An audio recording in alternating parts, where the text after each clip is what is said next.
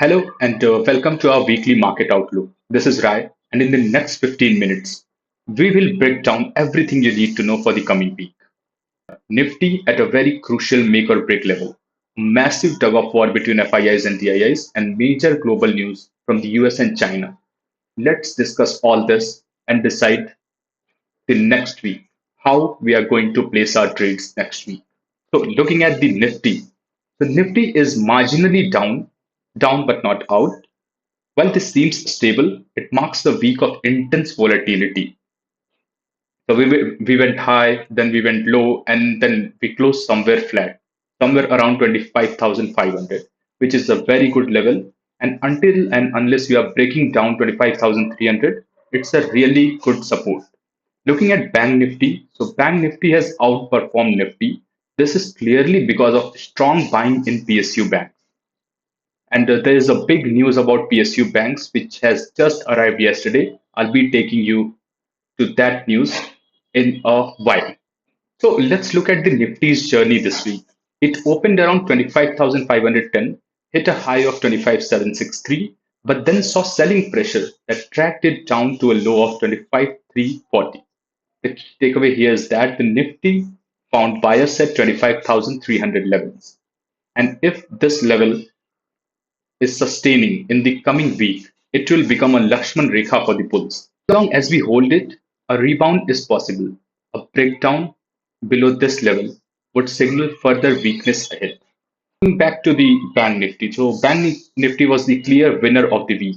While the Nifty struggled, Bank Nifty was the star performer, closing up 0.56%. And this was entirely supported by the PSU bank-led rally. Because there is a big news that all the banks which are not merged yet, like Bank of India and Maharashtra Bank, and there are other banks which can be merged to form a very big bank, which can support India in its upcoming financial journey. So stay tuned to that, and we might see some developments there. And if that continues, then Bank Nifty is really going to have a northward direction.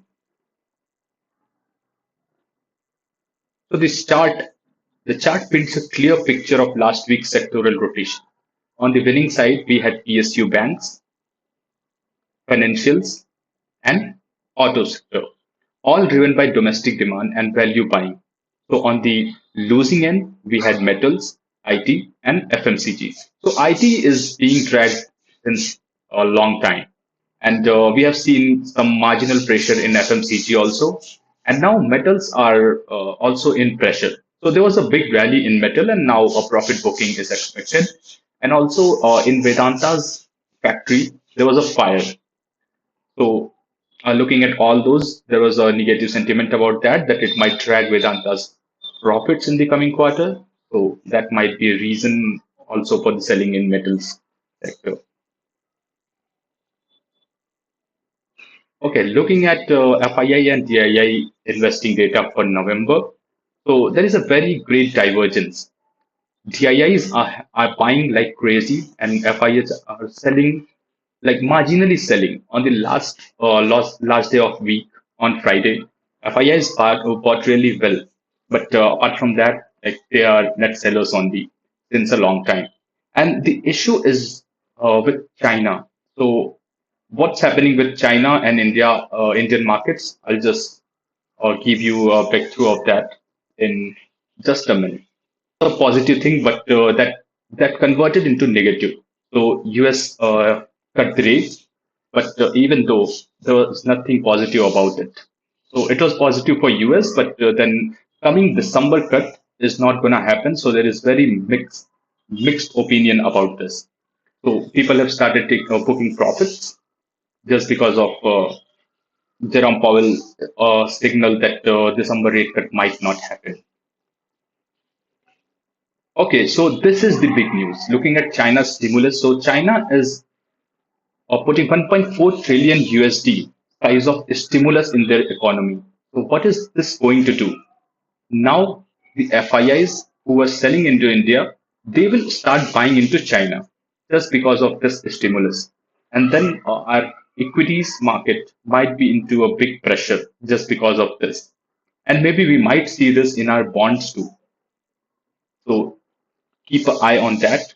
So if FIIs are selling in the coming weeks and there is a FII buying in China, then we should be cautious with our markets until and unless a trade deal happens with US or India-US trade deal, which we will talk now.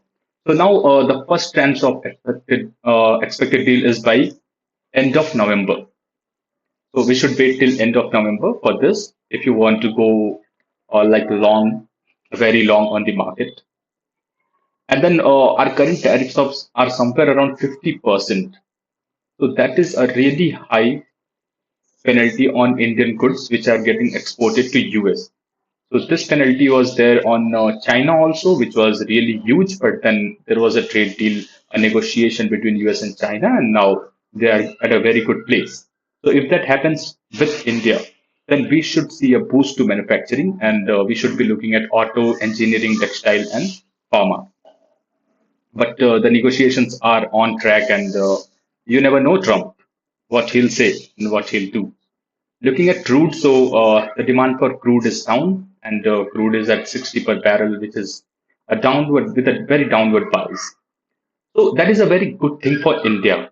If the crude prices are cheaper, then it is good for our oil marketing companies like Reliance, who import a lot of oil and then sell it to other countries. So if we are getting cheaper oil, that means we'll be in a better inflation control. Looking at gold, so gold has rallied so much in this year. So if it is going to take a pause, then that is expected.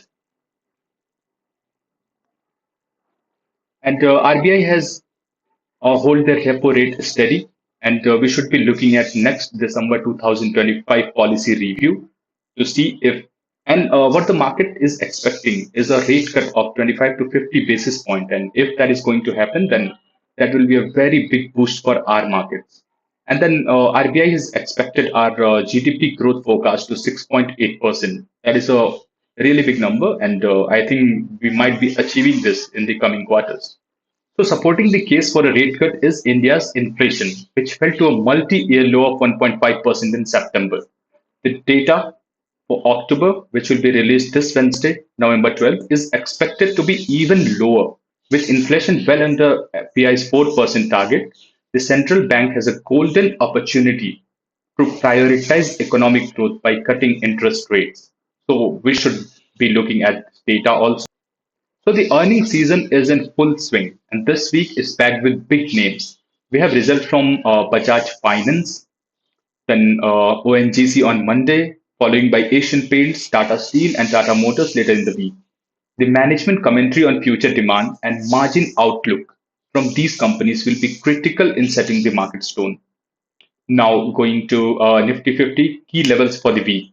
So a critical support is 25,300, which the bulls have holded in the last week. And our secondary support is around 25,000, and our immediate resistance is 25,900. So mostly the market is in a choppy kind of situation. So you can take a trade between 25,000 somewhere to 26,000 in between of these levels.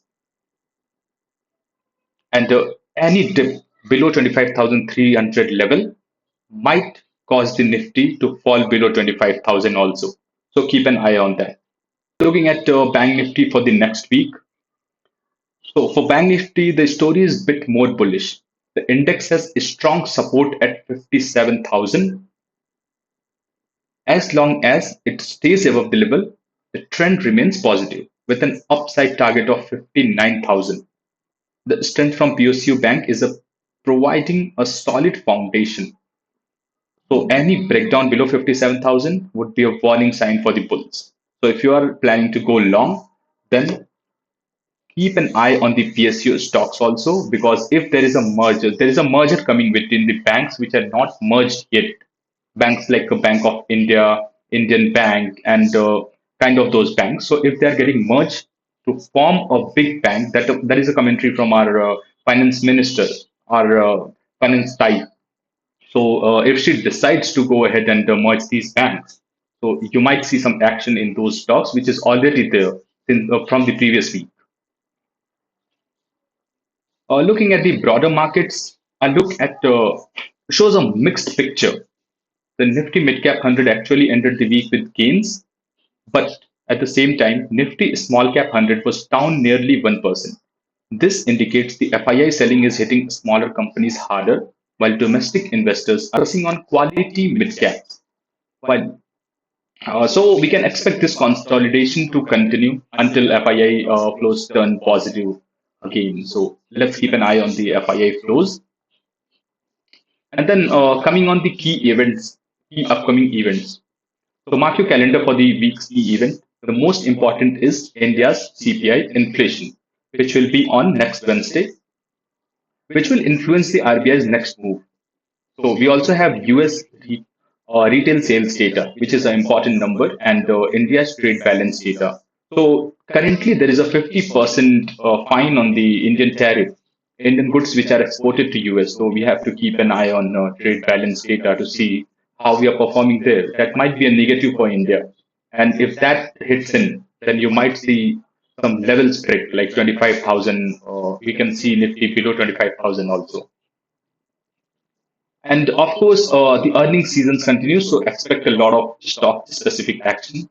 Then the most important thing, what can go wrong? So if the FIIs are going and buying back into China, so every trader needs to know the risk. The biggest risk now, right now, is the continued FII rotation to China. Secondly, if the week's corporate earnings disappoint, like Asian Paints or any other upcoming stocks, if they're not giving any good results, it could trigger a deeper correction.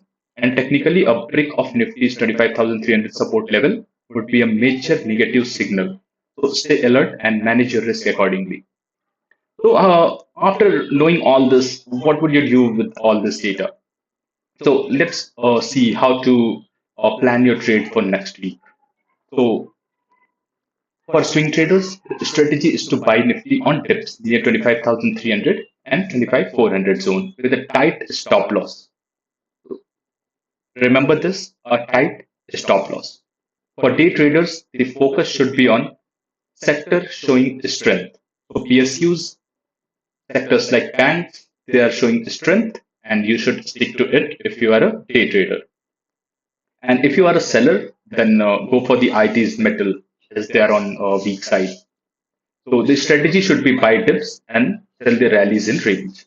And if you are an investor, this is the golden period for you. Anytime Nifty is falling, just go and buy the stocks which have fallen most but are the blue chips, the golden stocks. So to summarize, the market is at a critical juncture. The Nifty is testing its key support of 25,300 and its direction next week will depend on whether this level holds. A tug of war between FII selling and DII buying continues. Our overall bias is neutral to cautiously positive. This is a market to selective stock picking, not for making aggressive index level bets. So avoid option trading in the next week. And if you want to trade, then trade into levels, not just a naked trade, like not just buy options or just sell any option. Don't go naked, be hedged. So stay disciplined and trade smart.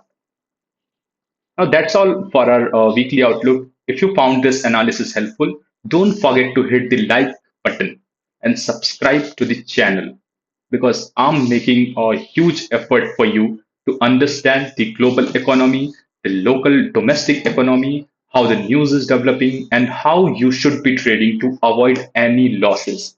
And last but not the least, I'm not a SEBI registered research analyst. So please consult your financial advisor before taking any trades based on my analysis. Be cautious. We are neutral to cautiously positive, but be cautious next week because you never know when the market can give a very huge move in any direction and you might be losing a lot of money. So plan your trades accordingly. And let me know your thoughts on the market in the comment below. Happy trading, and I'll see you in the next session. Thank you.